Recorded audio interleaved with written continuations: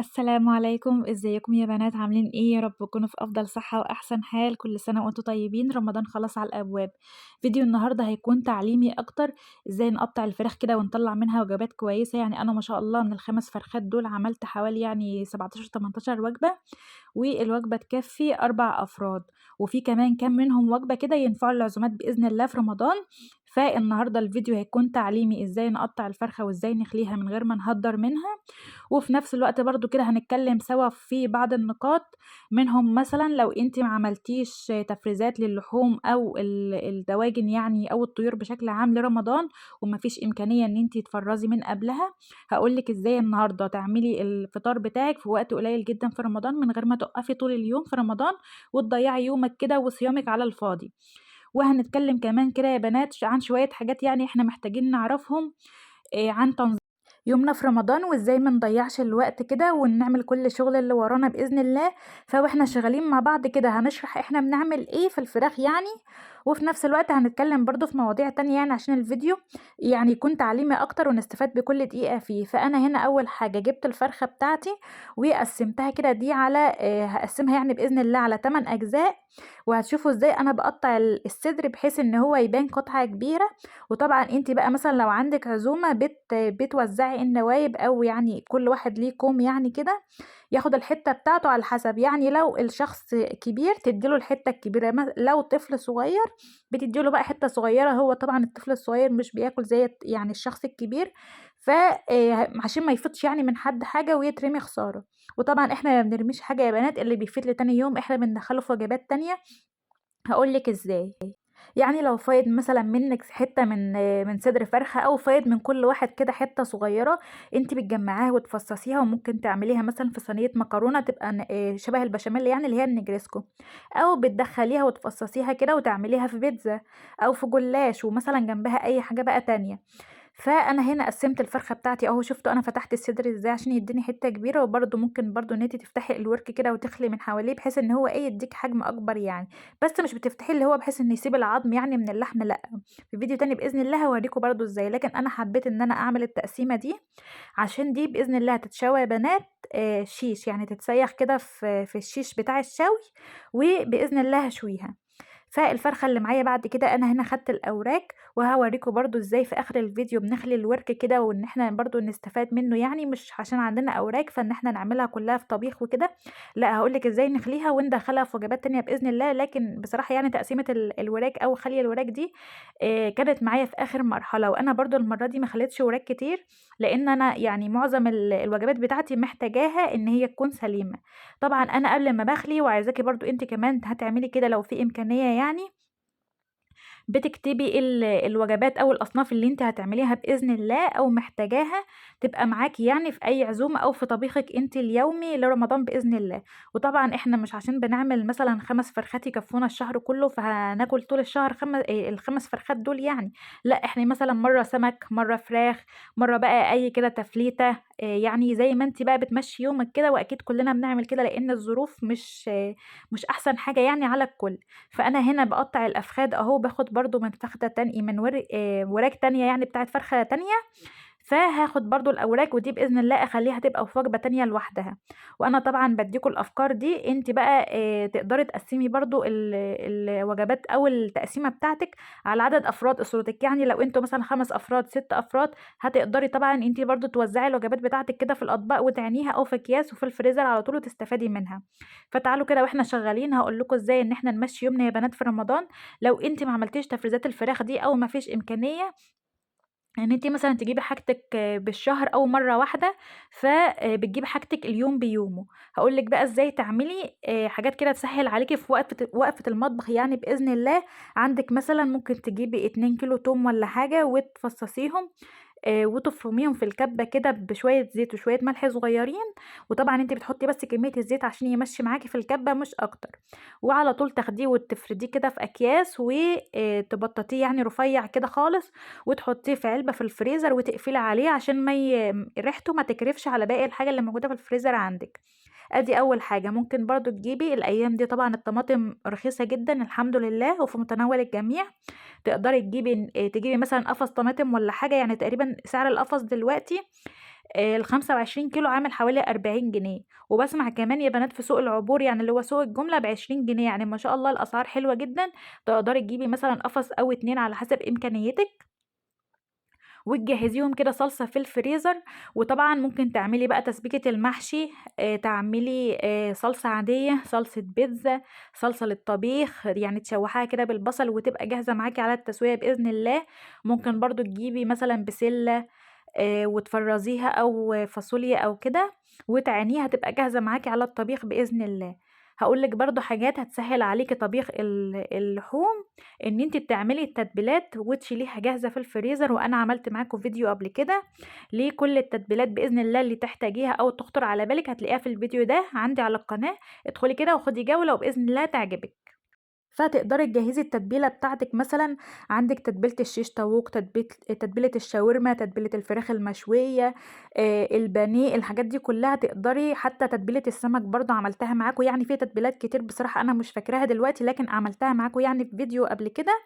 تقدري ترجعي ليه وتجهّزي التتبيلات بتاعتِك دي وتحطيها في الفريزر، وقت مثلًا لمّا تجيبي فرخة هتقومي بقى مطلّعة العلبة بتاعة مثلًا الفراخ المشوية من الفريزر وتسيبيها تفُك، أنتِ عارفة اليوم ده هتنزلي تجيبي فراخ،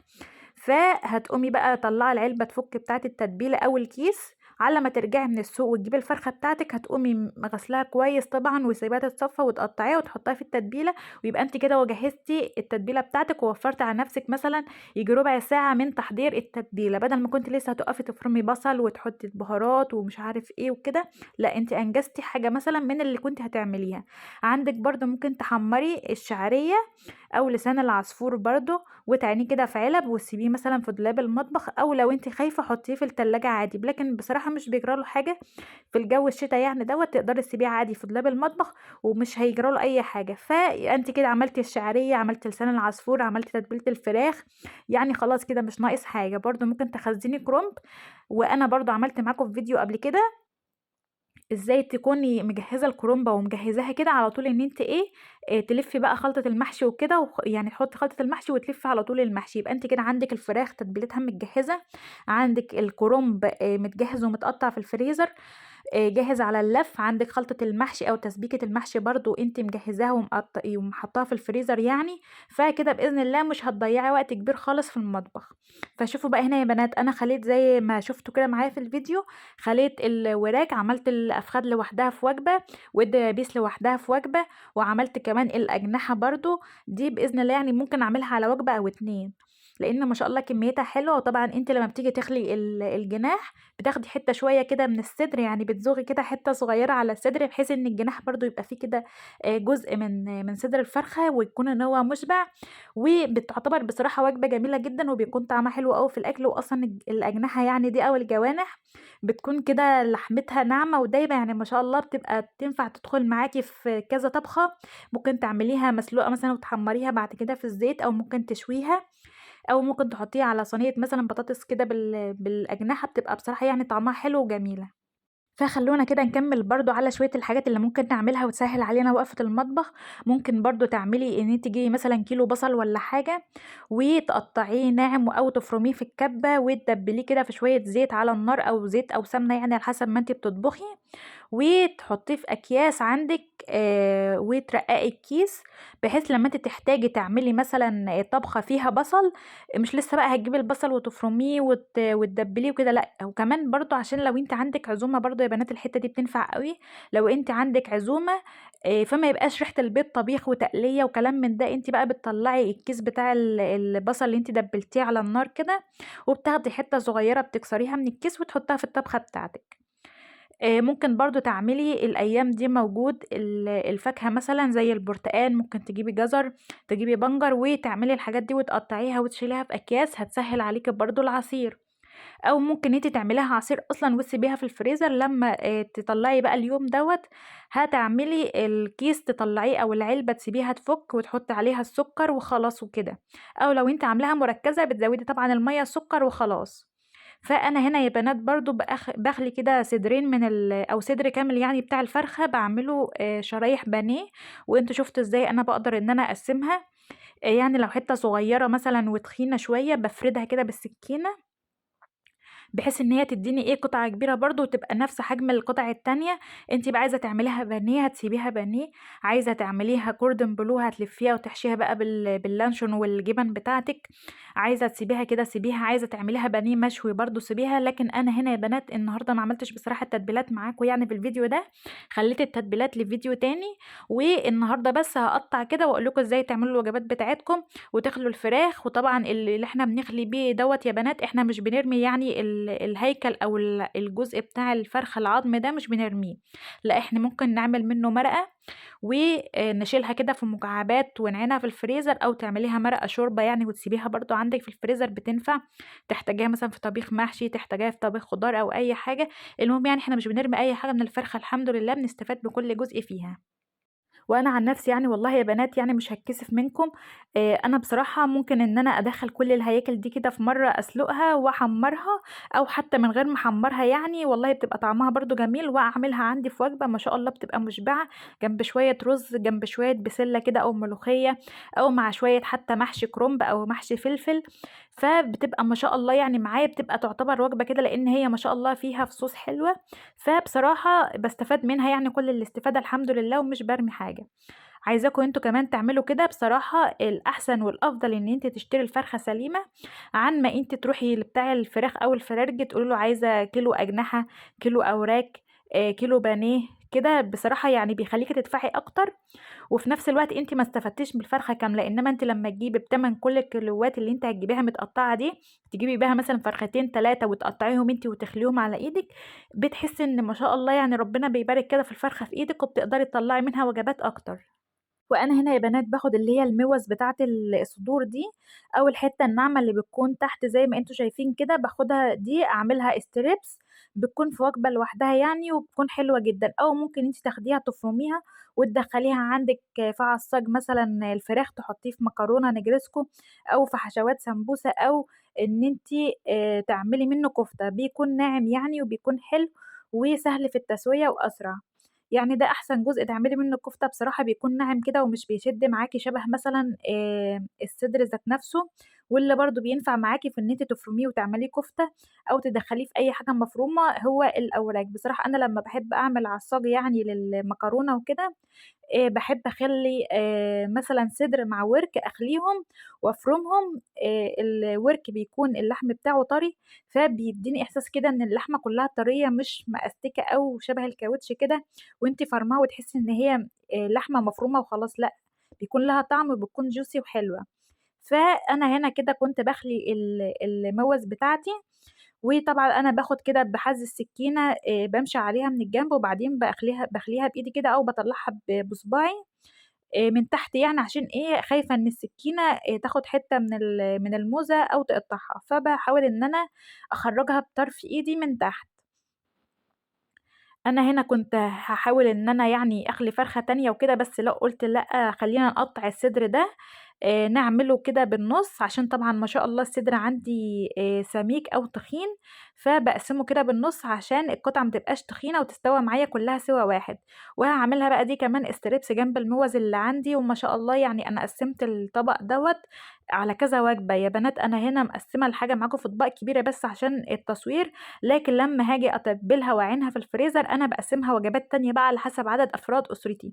أنتِ برضه تقدري تعملي كده وبإذن الله هيرمي معاكِ كمية كبيرة. بصراحة أنا باحب أعمل كده جدًا، إن أنا أجيب الفراخ وأقسّمها على لمّا باطبخ الفرخة كاملة، أو يعني نُص الفرخة بقى على حسب ما عدد أفراد الأسرة يعني، بحيث إن لمّا تتقطّع وتعملي منها وجبات بتدّيكِ كمية أكبر ما شاء الله، وربنا بيبارك في الحاجة والله بتبقى طعمها حلو زي العسل. فالمهم يا بنات إحنا كده خلّصت يعني يعتبر عملنا النصايح برضه. واستنوا أقول لكم حاجة افتكرتها أهو. أنتِ لو عندِك مثلًا 2، 3 كيلو رز فايضين، أو لو أنتِ مثلًا بتجيبي بالشكارة الرز على بعضها وبتخلّيها عندِك تنفعِك بقى للطبيخ وكده، مش بتشتري يعني كيلوات، وحتى لو بتشتري كيلوات وبيفيض مثلًا منِّك كوباية، نُص كوباية وجمّعتيهم مع بعض، تقدري إن أنتِ تنقّيهم مثلًا من الطوب أو الحاجات اللي هي مش كويسة يعني اللي فيهم وتشيليها، بحيث يبقى الرز نضيف معاكِ إن أنتِ تاخديه بس منه وتغسليه على طول وتطبخيه. دي برضه حاجة هتسهّل عليكِ وقفة المطبخ جدًا. برضه تقدري لو أنتِ يعني هتجيبي خُشاف لرمضان اللي هو التمر بقى والقراصية والحاجات دي، تقدري إن أنتِ تقطّعي طبعًا التمر، لإن في ساعات بيكون تمر ناشف وبيحتاج مجهود بقى وإن أنتِ تكسّريه بالسكينة أو تدقّيه بالهون يعني.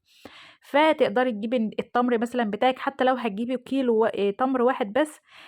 اخليه كده من النوى بتاعه وقطّعيه قطع صغيّرة، ولو هتحطّي معاه قراصية أو مشمشية أو كده برضه أو تين مجفف يعني، تقدري إن أنتِ تعملي كل ده وتقطّعيه وتخلّي بقى على قد مثلًا اليوم بتاعِك اللي أنتِ هتعملي فيه كل يوم كده بيومه حاطاهم في كيس، أو يا إما تجمّعيهم بقى كلّهم في كيس واحد وبتسحبي منهم على قد الاستخدام. بس أنا بصراحة بافضّل إن يبقى الكيس يعني لوحده، بحيث إن أنتِ تطلّعيه تفكيه أو تحطيه من التلاجة يعني وتحطيه على طول بقى في المَيّة أو العصير بتاعِك اللي أنتِ هتعمليه يعني بيه أيًا كان أو اللبن، يبقى جاهز برضه معاكِ على الاستخدام. أنا بصراحة كده شايفة إن أنتِ يعني جهّزتِ حاجات كتيرة ما شاء الله، الصلصة والتوم وغيره، فمش هتحتاجي إن أنتِ تقفي وقفة كبيرة في المطبخ. وأنا هنا برضه يا بنات بُصّوا عشان الكلام ما ياخدناش، أنا هنا باخلي الفرخة، بصراحة أنا مش فاكرة أنا عملتها إيه، بس هنشوف كده مع بعض، خلّينا نكمّل كلام ولمّا ييجي وقت الشرح هاشرح لكم. طيب إحنا بنعمل كل الحاجات دي ليه يا ميادة؟ عشان نوفّر وقتنا يا بنات في رمضان. أنتم عارفين طبعًا إن الشهر ده هو شهر واحد في السنة، يعني الشهر ده هو اللي بييجي يعني زي كده ما يكون بيحيي قلوبنا كده ويخلّينا نرجع لحياتنا كده وصوابنا تاني، ما نبقاش عايشين في الدنيا كده وخلاص لأ، يعني واللي غلطان في حاجة يراجع نَفْسه، واللي نِفْسه يتوب من ذنب مثلًا بيتوب منّه، اللي عايز يصلّح نَفْسه أو يصلّح قلبه وحياته طبعًا بيراجع نَفْسه في الشهر ده. يعني سبحان الله ربنا يعني مدّينا الشهر ده كده يعني كإنه زي إعادة تقييم لنفوسنا، وما ننساش برضه نَفْسنا. هي يا بنات يعني الدنيا ليها وقت معيّن وما حدّش ضامن حياته وكده، فنعمل لآخرتنا لإن هو ده اللي هينفعنا، لا الطبيخ ولا الكلام ده هينفعنا ولا أي حاجة. لكن إحنا طبعًا برضه كزوجات مسلمات وكده بنعمل اللي علينا وكأمهات، وده طبعًا من واجبنا إن إحنا يعني نطعم أسرتنا وكده، وده برضه يعتبر ثواب والله لينا. لكن ما ننساش برضه نفوسنا وحياتنا من الصلاة والصيام والعبادة بتاعتنا، فإحنا بنعمل كل ده عشان نوفّر وقت للعبادة بتاعتنا وإن إحنا نتفرّغ بشكل أكبر ونستفاد بكل دقيقة في الشهر الكريم. ربنا يعوده علينا يا رب كده بالخير واليمن والبركات وعليكم جميعًا بإذن الله. وأنا هنا يا بنات كنت خليت يعني الصدر بتاعي كده باخد الموز وأحطها معايا مع بقية الموز التانية أو الستريبس اللي أنا قطّعته، وهاخد بقى الصدر دوّة دلوقتي هاشوف هاقطّعه إزاي وهاعمله إزاي.